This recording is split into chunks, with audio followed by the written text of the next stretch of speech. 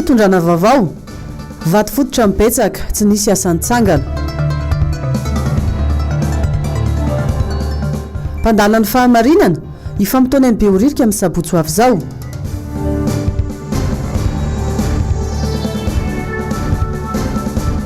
rivo rakoto vao mitaky ny fampiarana ny lalàna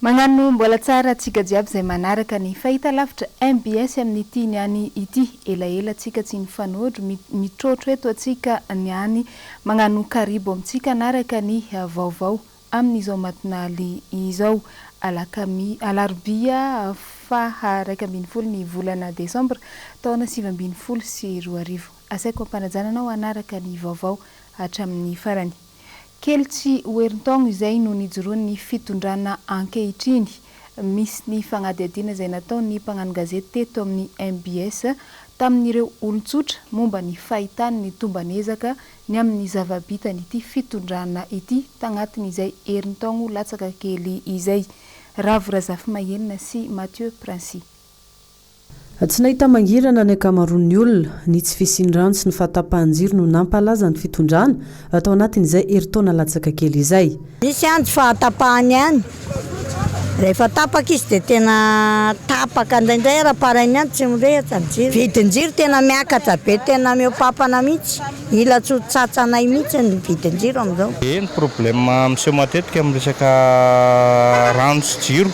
Tapaka matetika tatoato izany lasa verimberina foana mihitsy tatoato. Amin'ny faritra Varatoa iny zany tena matetika mihitsy isakarivo ianao vao tonga avy miasa dia va iny maty ny jiro, tapaka ny rano. Ohatr'izay problème be. Nosy mpiambo-bary kely, tena be mpanendaka ny vao mipaika ny amin'ny fito dia tena feno ny mpanendaka. Rehefa mandeha bus izay rehefa miala eto dia miala ery amin'ny Jirama rehefa Nambojanahary dia miandry olona vao mandeha miampita. Tsy eo amin'ny lalam-by eo mihitsy ny tena be mpanendaka. Tena mamono, tena misy tena manindrona antsy mihitsy. Vao aingana kely izao nisy madama niampita teo amin'ny lalam-by teo amin'ny andrefa Nambojanahary eo amin'ilay tianela akaiky ny Semelta dia nitsondromy zareo antsy teo amin'ny vatapehany. Dia aty amin'ny hidin-dalana Nosy be koa misy lalana manakaiky anay satria izay eo amin'ny kolejy avy no mipetraka.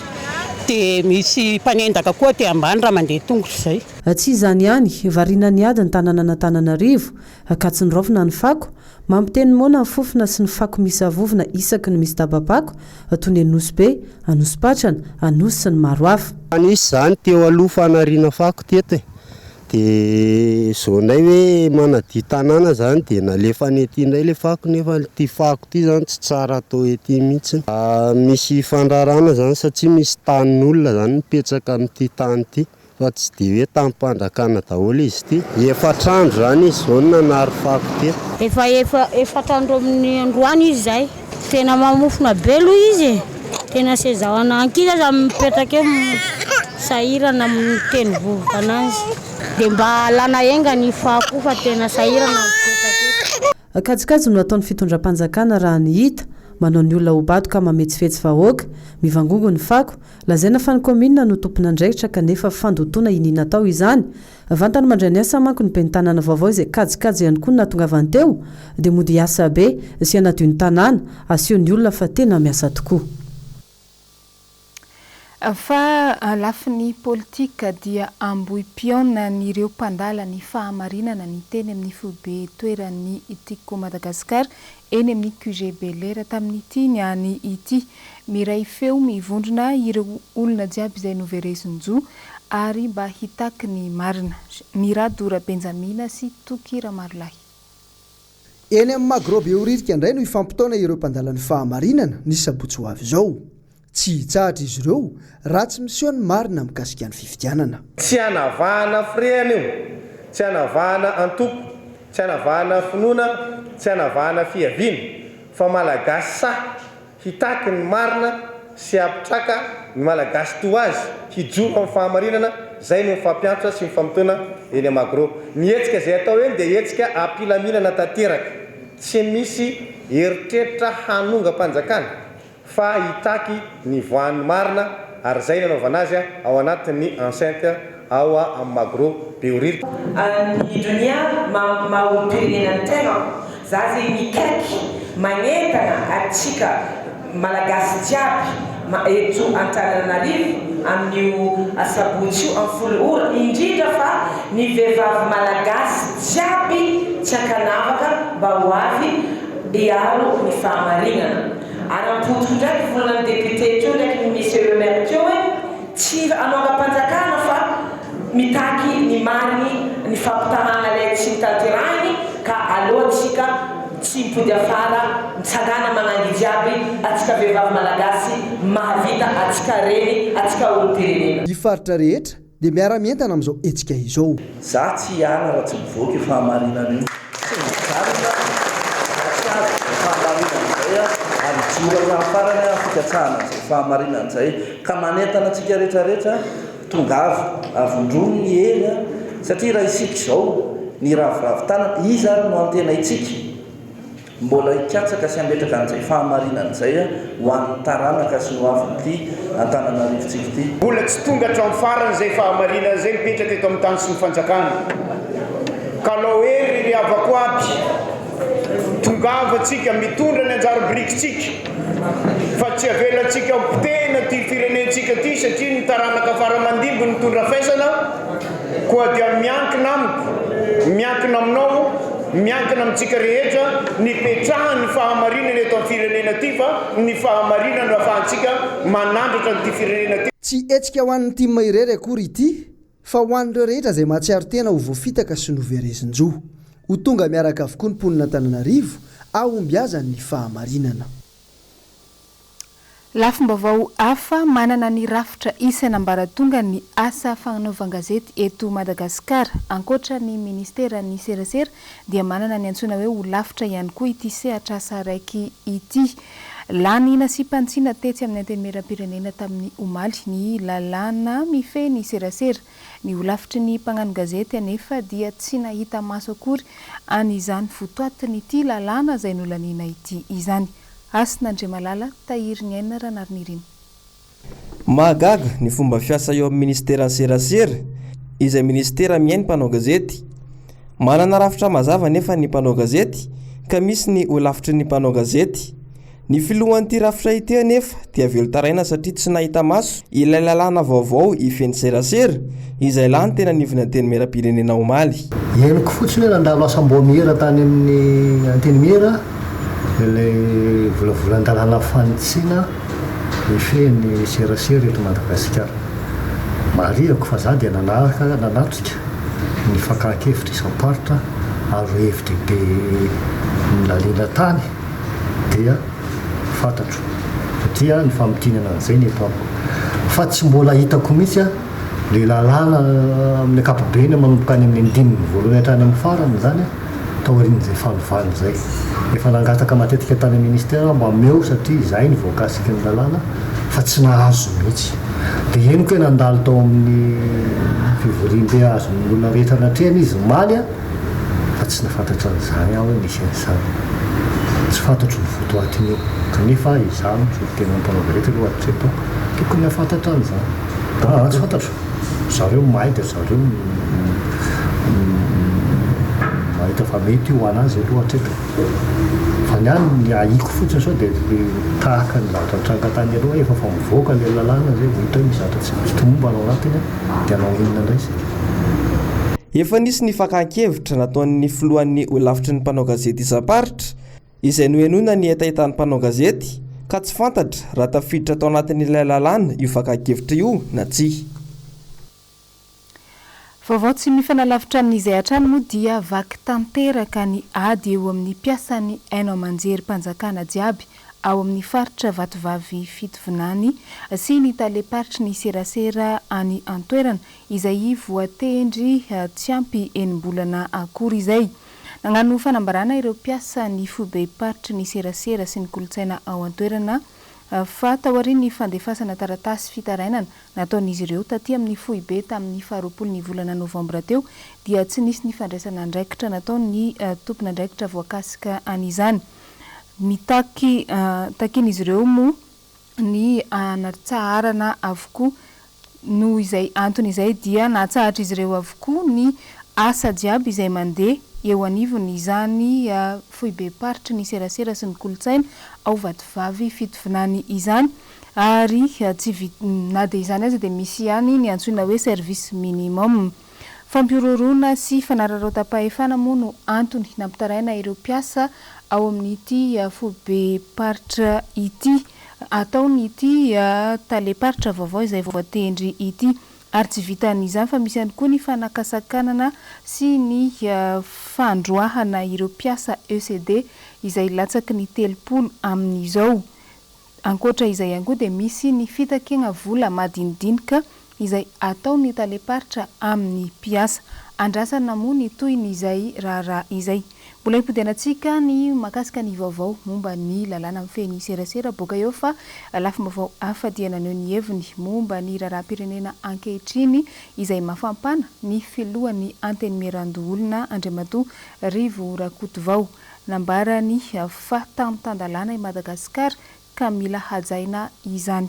Asin'Andriamalala sy Tahiriny Ranariny no mitatitra ny andindininy. Tsy midika ho finkonkonona nafaranganam-panjakana ny fiaonan'ny filoham-pirenena teo aloha Rotota, Andriamatoa Marc Ravalomanana sy Andriamatoa Erajonary Mampianana tamin'ny Paris. Zony feno ny maneho ny heviny momba ny raharaham-pirenena izay tsy mandeha amin'izay laoniny ankehitriny. Zava-dehibe ny fifanantonana sy fifampiresana toy ireny. Tsy dia ny antoko loatra fa ny hoe maka filoham-pirenena roa nolona. Mety misy hevitra tsy tovizana ianao, mety misy hevitra tovizana no toa miresaka. Ary hitantsika tamin'ny fanambarana ireny fa ny hevitra eo amin'ny fanatsarana ny tontolo misy eto amin'ny firenentsika no koa izay ny antony resaka. Kely malatsaka zany. Raisina ve zany hoe tsy fitiavana afaka manana lanja tokoa raha ohatra filoham-pirenena teo aloha. Zara misy an'izany satria hevitra no ampiativana amin'izika dia za dia miaraka an'ireny mihitsy misy tahaka ireny na mety misy hevitra tsy hitovizana aro fa za dia manentana an'ireo mpitarika teo aloha, mpitondra teo aloha, mpitondra amin'izao fotoana izao mba hiady hevitra rehefa misy zavatra lehibe eritreretina tokony misy hiady hevitra atao eto amin'ny firenena. Tsy tsy niavina mihitsy zany ka ho raisiny resaka anjorony fotsiny hoe mikondo anongana na mikondo tady zavatra tsy mahasomby firenena fa izany foana eny hoe tsika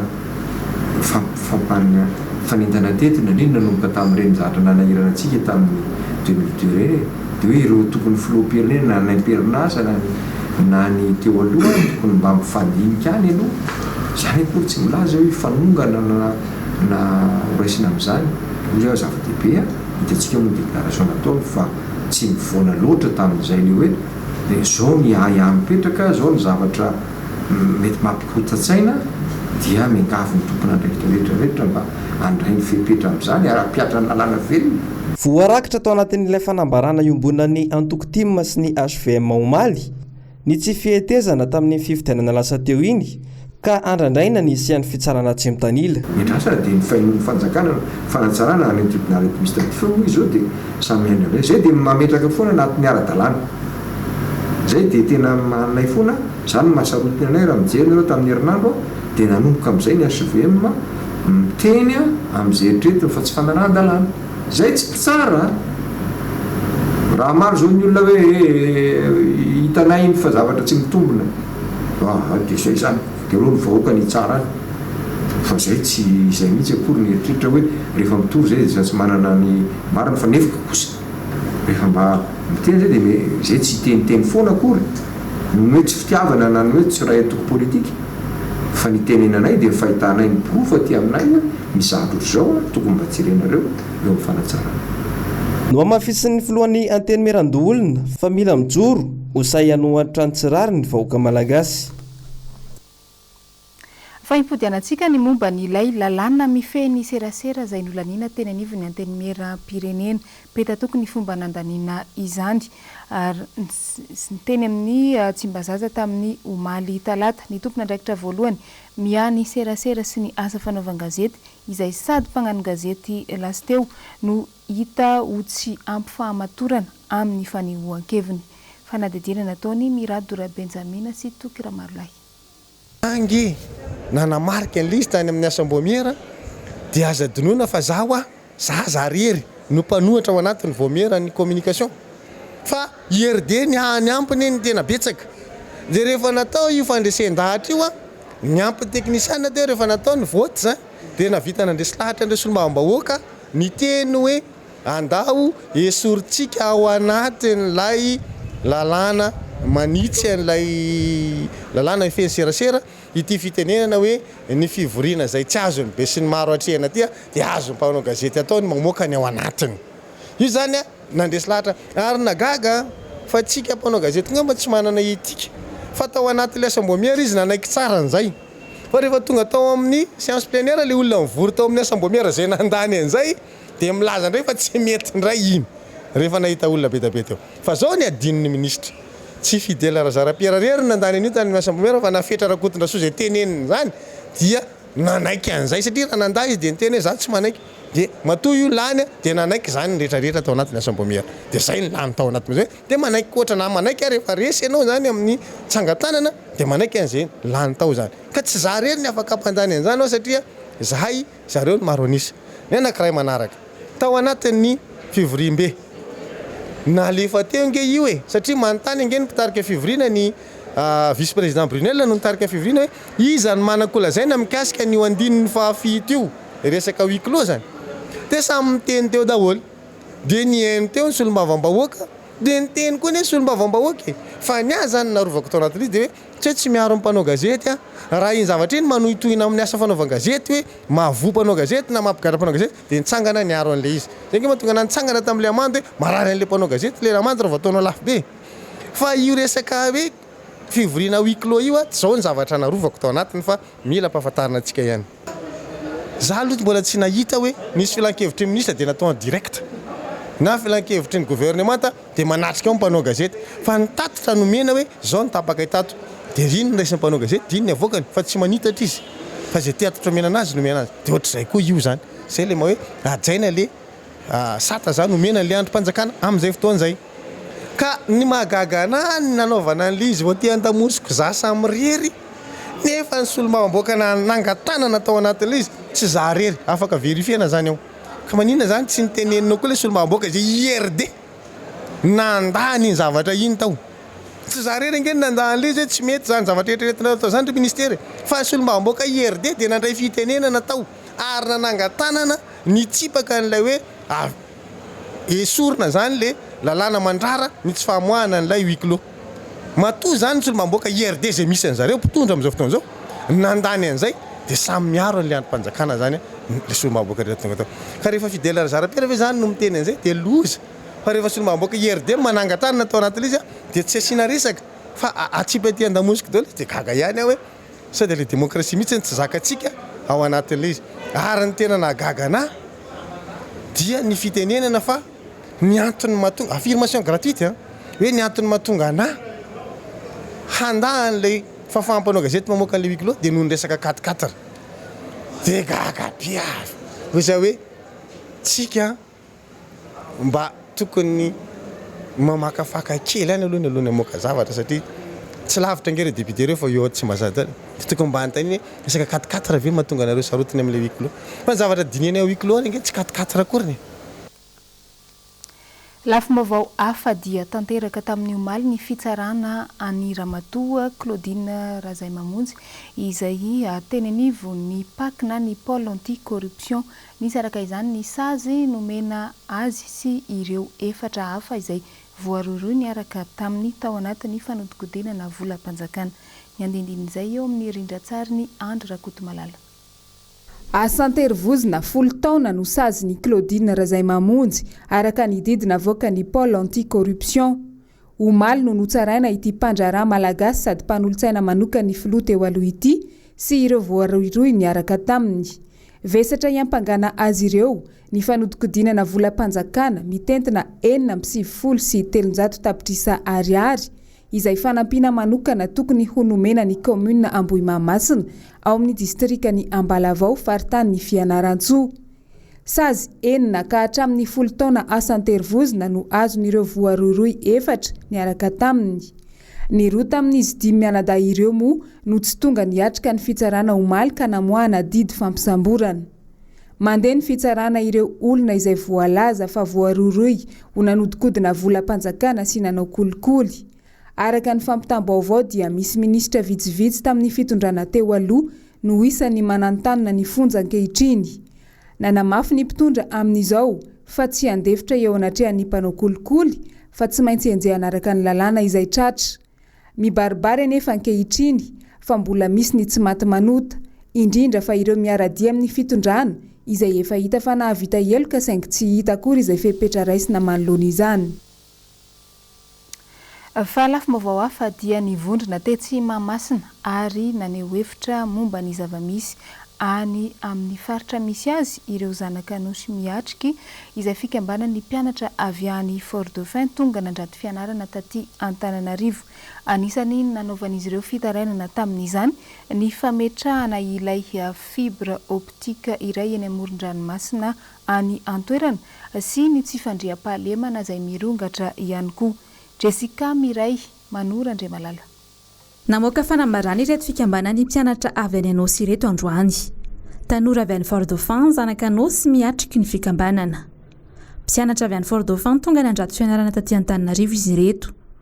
Tebaka 4 lehibe no natonga azy ireo namoaka ity fanambarana ity. Fatatsika fa plage Libanona zany dia plage isan'ny malaza indrindra ataoko hoe eto Madagasikara sy any ivelany tsy mahalala an'izany ka misy ny fikasana ataon'ny orinasa tellement zany ametraka ny fibre optique eo amin'ny plage Libanona io dia izay moa zany dia nametraka hoe tsy misakana ny fametrahana ny fibre optique io zay eto Madagasikara sy Fort-Dauphin fa kosa ny fandalovana eo amin'ny plage io zany no sakananay satria misy ayahy maromaro zany apetraka eo anatin'ilay izy mahatonga anay misakana ny fametrahana ilay izy eo amin'ny plage Libanona fa izay kosa dia manolotra sosikevitra zany hoe afindrao any plage hafa ilay izy antony be dia be ilay izy ny antony ataoko hoe ny antony tena ngeza be zany dia no izy hoe patrimoine public izy io zany hoe izay araka ilay teneko teo hoe fantatry ny olona rehetra zany hoe manatantara io plage io zany eo ihany koa ny resaka tourisme sy ny rehetrarehetra fa tsara ho fantatra ihany koa fa io plage Libanona io dia misy ny antsoina hoe récif corallien na misy barrage naturel zany ka manahy izay zany amin'ny fampidirana n'io cap io zany sao dia voakitika io ka ho vaky na ho simba ilay récif corallien ambany ka mety misy fiantraikany be dia be amin'ny faritra amin'ny toerana zany. Araka ny fantatra ihany koa fa dia betsaka ny tsy fandriam-pahalemana misy ihany zao raha tsy teny afa-tsy ny vaky fasana satria tato ato tena betsaka dia betsaka ny vaky fasana misy tany amin'ny toerana iny ka manao antsoavo zay amin'ny tompon'andraikitra mahefa zany mba hijery akaiky an'io resaka tsy fandriam-pahalemana io ankoatra ny vaky fasana moa misy ihany koa ny tsy fandriam-pahalemana maro toy ny vakitrano sy ny von'olona maro isan-karazany. Ankoatr'izay nanazavany sy fisian'ilay festival Sambara izay tokony ho tanteraina tamin'ity volan'ity ankiu izy ireo.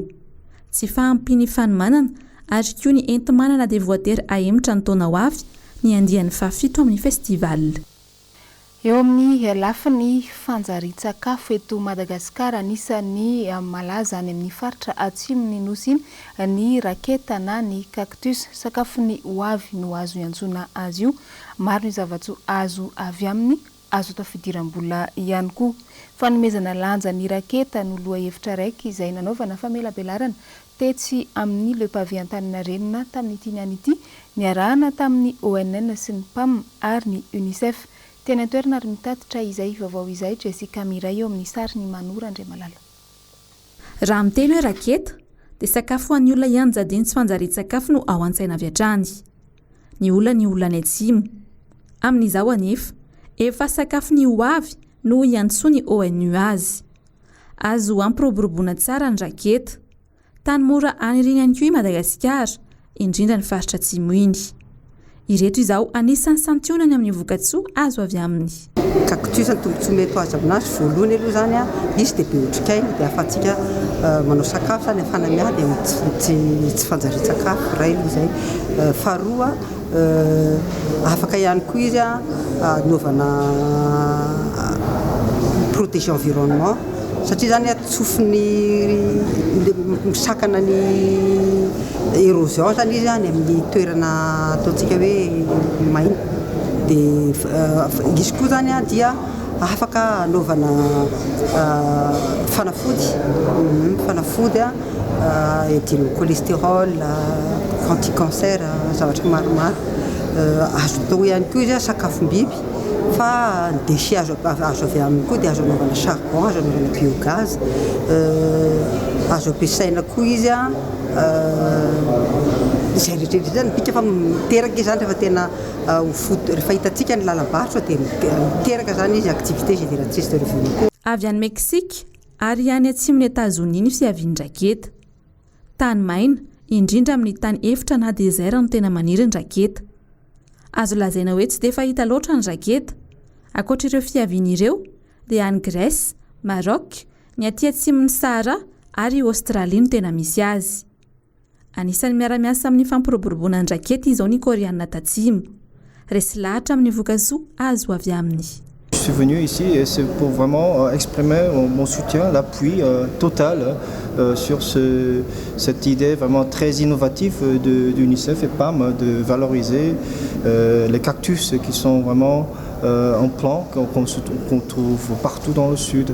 Et déjà la Corée, nous avons plusieurs programmes avec UNICEF et PAM dans le Grand Sud et je suis allé y aller plusieurs fois et je vois vraiment le grand besoin de valoriser tout ce qu'on peut pour développer ces régions. Je suis venu et j'ai déjà efa nividi zavatra ny cactus, efa nisotro ny sirop, ny jus de cactus et tsara be, masiro be. Alors je vous encourage vraiment de acheter des produits venant de cactus pour le développement de votre pays. Fampiroboroboana ny raketa, izay no loha hevitra nanaovana ity famelabelarana ity androany. Ny firoboroboan'ny raketa raha teo dia ampiaina ny tany tsy fanjarian-tsakafo eto amintsika. Fantaro fa efa misy ny fikambanana eto Madagasikara amin'izao manodina ny vokatra raketa toa ny confiture, ny huile essentielle izay mampiadana ny fahanteran'ny hoditra. Mbola mitohy ny fanamboarana sy ny fanavaozana ny foto-drafitrasa izay atao eto Antananarivo renivohitra amin'izao fotoana izao. Tafiditra indrindra anatin'ny vina ny Benitanana Lalao Ravalomanana moa ny fanaovana an'izany. Iteny amin'ny faritra Ambotrakely ao anatin'ny boriboritany fahatelo indray no nisitraka an'izany tamin'ity androany ity. Germain no menjanahary no mitatitra ny andindininy. Vitan'ny commune Antananarivo renivohitra tamin'ity herinandro ity ny fanoloana biso izay misafito tao ambany ny arabe teny Ambotrakely boriboritany fahatelo. Rehefa voapetraka ireo biso dia naverina tamin'ny laoniny norakofana tarako ny arabe teo amboniny. Nisy fahasimbana izany biso izany ka nampidi-doza sy niteraka fofony ary nampitaraina ny mponina mipetraka eny amin'ity faritra ity ny fahasimbana izay foto-drafitrasa izay. Ka izay indrindra no natonga ny commune Antananarivo renivohitra nandray ny andraikitra ary nanatanteraka avy hatrany ny asa fanamboarana. Nanatanteraka ny asa moa dia vola avaon'ny commune madidio vita izy ankehitriny ka dia atolotrainy vahoaka ho azo ampiasaina. Manaraka izany dia manentana ihany koa ny mponina sy izay mampiasa an'ity lalana ity amin'ny fikojakojana sy ny fikarakarana satria itsika ihany no manana tombona amin'izany asa vita izany. Tsara ny manamarika fa ireo ekipa avy amin'ny sampandraharaha amin'ny salan'ny foto-drafitrasa avy eo anivon'ny commune urbaine Antananarivo no nanatanteraka ny asa araka ny toromarika avy amin'ny Benitanana Lalao Ravalomanana ary izy ireo ihany koa no niantoka ny fitaovana rehetra ilaina tamin'izany. Tena faly mihitsy aloha izay mipetraka eto ambanivohitra indrindra fa zahako mivarotra eto anoloana izy satria eto ny fivarotanay dia tena misaotra ny commune urbaine lehibe era koa era-tsaina satria efa mataona maromaro navaky an'io dalina sy biso tsy misy fanamboarana nefa dia vita izy io amin'izao fotoana izao dia afaka miasa tsara, afaka miatrika amin'ny fiainanay, afaka miasa ny fivedarana isanandro dia misaotra era-po era-tsaina mankasitraka mankatelina any commune zanay fa dia tena faly tsisy afaliana satria tsy nampozina mihitsy kasitraka mankatelina Antananarivo. Tsy hijanonatra ny asa fanamboarana fotodrafitrasa izay ataon'ny commune Antananarivo renivohitra fa mbola hitohy manerana ny boriboritany enina amin'ireo fahasimbana izay hita indrindra amin'izao fotoam-pahavaratra izao noho ny afitsokiny rano vokatry ny orana. Vaovao manodidina ny fankalazana ny fety kosa dia magnano fianambidy hatramin'ny 520 isanjato ny ankamaroan'ireo tsena bevata amin'izao fotoana izao. Vitsy anefa ny mpanjifa no mahasaky miroboka avy hatrany noho ny tsy fahatokisana ny kalitao ny entana amidy izay miampy ahiahy azy ireo. Ravorazafy Mahenina sy Mathieu Prince no nagnano ny fanadihadiana. Vao miditra ny volana Desambra, mifaninana manao fihenam-bidy ny mpivarotra. Mba mijery aloha amin'izao fa rehefa kelikely dia rehefa misy an'ilay promotion dia mividy amin'izay mampitahan' ilay vidiny amin'ny promotion zany. Arakaraka ilay zavatra hovidiana zany dia mampitovy prix aloha dia mijery hoe zavatra hovidiana dia izay vao mividy. Zavatra ohatrano ohatra hoe ny kojakoja tokantrano, kilalao an'ankizy sy mahafinaritra ny ankizy. Le entana atao fihenam-bidy zany amiko ohatra hoe afaka périmé le entana na simba arakaraka le zavatra atao fihenam-bidy. Ankoatra ny ady varotra tsy maintsy atao any amin'ny kalitaon'ny entana amidy no tena mijery ihany koa ny mpanjifa. Première qualité daholo zany hoe grande marque daholo ny anay no amidina iaty. Zany hoe le promotion moa zany tsy hoe entana ratsy na hoe entana sima fa isako fety moa zany zay dia manao promotion foana. Eny fa na dia tsy fety ara fa na toe andavanandro raha zay manao promotion foana. Fahamezana fahafapo ampividy tsisy zavatra atahorana ny entanay fa noho ny fahatongavan'ny fety izay fanaonay isa-taona dia omenay fahafapo hatrany ianareo mpanjifa. Tsy mahafaty ihany ka hoy ny mpivarotra ny fanaovana fihenam-bidy amin'ny entana ka tsy maintsy atao izany mba ahazoany rehetra tombony. Ankoatra izay dia misy ny manao service après-vente na ihany koa ny antsoina hoe garantie ho an'ny entana na ihany koa ireo manamboatra ny entana simba mba hisintomana mpividy bebe kokoa. Nandalo teto an-tanindrazana amin'izao ny ilay tovovavy iraiky izay lany misy diaspora France 2020 nisy ny fizarana fanomezana ho an'ireo zaza sahirana izay nataony teto an-drenivohitra tamin'ny sabotsy loso teo iny.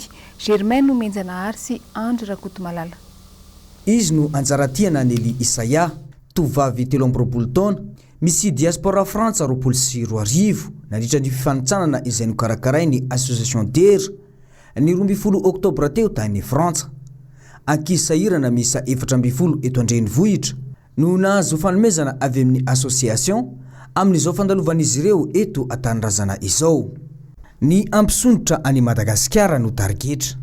Nagnandrasako anjara zany amin'ny misy diaspora malagasy mbo tiako zany Madagasikara mbo ho ambonimbony avy ivelany agny ho hitan'olo hoe Madagasikara sady tsara sady manakariagna sady manam-pahaizana. Association d'Air magnampy zaza sahirana eto à Madagasikara dia zareo zany nikarakara misy diaspora malagasy miaraka amin'ny Miss Madagascar officiel. Dia tamin'ny sabotsy zahay nandeha tamin'ny association Matendu pour Madagascar nagnameo kilalao sy lamba sy sakafo amin'ny zaza sahirana tany. Anisan'ny tanjony Association d'Air France dia mampita ny soatiavana, fahendrena sy fihavanana malagasy.